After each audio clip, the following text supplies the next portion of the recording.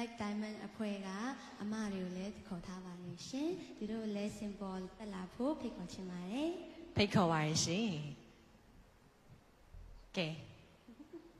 မလေးကိုမြင်တွေ့နေရတဲ့ပုံစံနဲ့ဒီနေ့မှာတော့အပြည့်အဝကွဲပြားသွားပြီဖြစ်ပါတယ်ဆိုတော့ပရိသတ်တရားလည်းရင်ခုန်နေမယ်လို့ထင်ပါတယ်ဗာသချင်းနဲ့ဒီဆိုရှင်ပြိုင်ပါလေဟုတ်သမီးကတော့ဒီပပ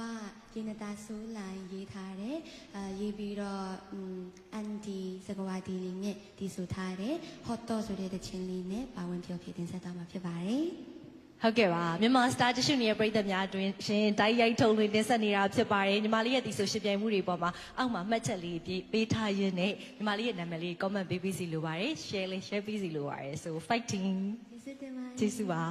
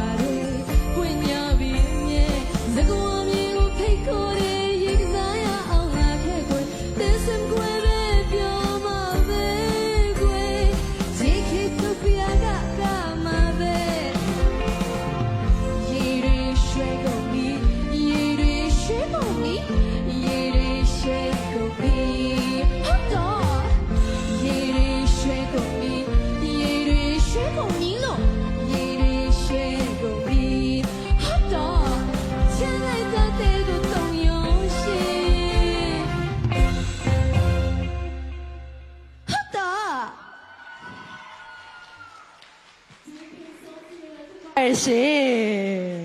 ဒါလေးရတာပဲလားညီမလေး